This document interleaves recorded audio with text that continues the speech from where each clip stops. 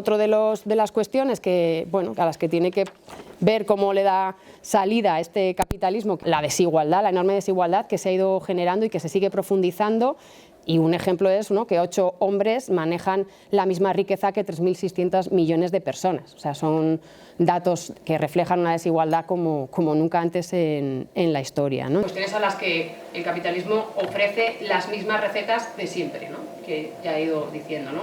Internacionalización de la empresa, crecimiento económico en base a internacionalización también, precariedad laboral, etcétera, ¿no? Una de las vías también que el capitalismo plantea para poder volver otra vez a tener una onda de crecimiento económico fuerte, que se está planteando en los últimos tiempos, es lo que llaman todo lo que es la robotización, la digitalización de la economía, ¿no?, lo que llaman la cuarta revolución industrial, y que hay puestas grandes esperanzas en que pueda generar esa nueva ola, ¿no?, de crecimiento económico, que, bueno, al final es una serie de elementos tecnológicos que ya han sido desarrollados, desde la robotización al Big Data, y que van a ser como los elementos fundamentales de esa nueva onda de crecimiento que va a desmaterializar la economía y que va a aumentar la eficiencia de todo el sistema de producción y de consumo. Ahí está, digamos, como puesta la fe de las grandes empresas y de las élites económicas, ¿no? Nosotros creemos que esto en realidad es, pues, una práctica renovada de centralización y concentración empresarial, ¿no?, que ya conocemos, ¿no? Las grandes empresas de la tecnología, a través de estos sistemas, ¿no?, de robotización, de automatización y de digitalización, pues van a concentrar grandes sectores de la economía, ¿no? Van a digamos, obligarnos a pasar todos por los servicios que tienen estas grandes empresas, estos grandes gigantes tecnológicos, y bueno, pues ahí van a obligar a introducir en cada una de nuestras actividades estos servicios, y por lo tanto van a tener más poder, van a concentrar más negocio a través de sus manos, ¿no? Y en todo esto también hay, o vemos, ¿no?, como tanto en prácticas históricas, ¿no?, de negocios, que es, como ya digo, la internacionalización de la empresa, la inversión extranjera directa, ¿no?, todo lo que es la competitividad, y las nuevas fórmulas que presentan ahora mismo, tanto las viejas como las nuevas, se siguen basando o siguen teniendo las mismas lógicas de acumulación de riqueza, ¿no? Y entre ellas la explotación laboral, ¿no?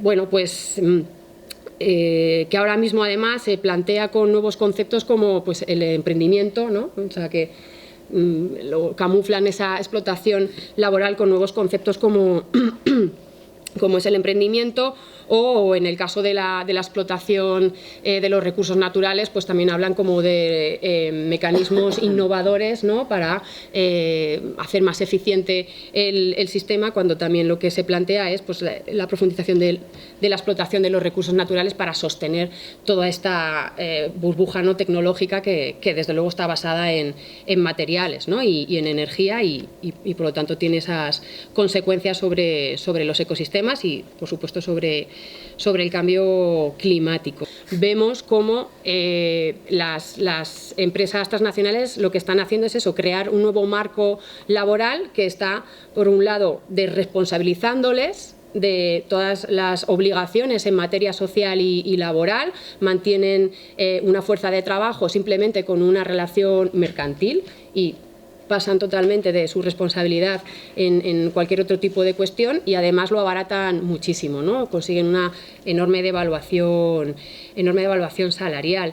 Y esto se reproduce casi en cada sector, ¿no? Y vemos, por lo tanto, también respuestas organizativas por parte de trabajadores y trabajadoras, ¿no? El ejemplo de las Kellys movilizándose, ¿no?, por el pago de 2,5 € por limpiar una habitación es un ejemplo.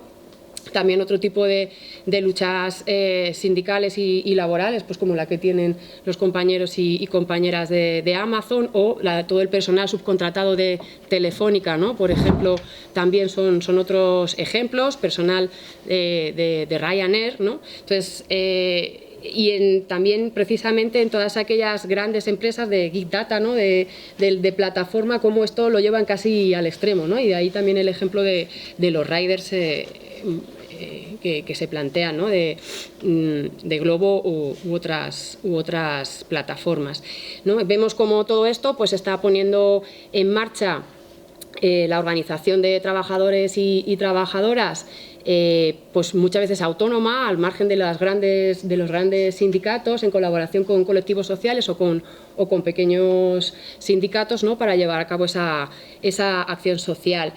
Que para nosotros es importante también ver cómo esas nuevas formas de organización sindical, de trabajo, también muchas veces rompen, ¿no? la división entre lo productivo y lo reproductivo, precisamente porque estamos en un momento donde ya no solo estamos enfrentando, ¿no? un conflicto capital-trabajo, sino que estamos enfrentando un conflicto capital, cualquier esfera de la vida, precisamente por la enorme mercantilización que se ha producido de cada vez más esferas de la vida, ¿no? Y podemos hablar de los sindicatos sociales, ¿no? De cómo pues, se plantean precisamente eso, romper esa división entre el plano productivo y reproductivo, y también de cómo abordan, ¿no? En los impactos que se están viviendo en el día a día, ¿no? Sistemas de opresión que no solo son en el económico, que también pueden ser el colonial, el patriarcal, señalando también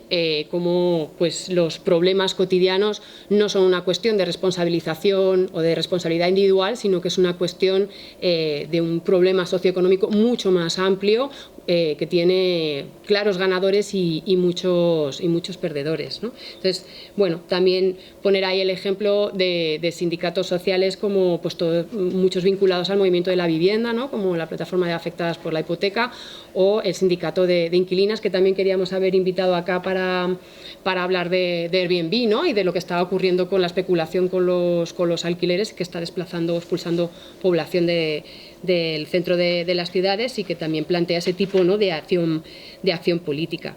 Y para terminar, pues ver también pues en la mesa o también con vosotros y vosotras cómo prepararnos, digamos, para los tiempos convulsos que venimos, ¿no? O sea, cómo consolidar todo este tipo de procesos, cómo consolidarlos de manera que garanticen la democracia interna, la autonomía, y además que podamos articularnos para enfrentar pues, procesos de represión que pueden ir y que están yendo cada vez a extremos más fuertes, ¿no? Y cómo podemos sostener ese futuro que puede ser cada vez más difícil, ¿no? Y yo lo dejaría aquí para seguir.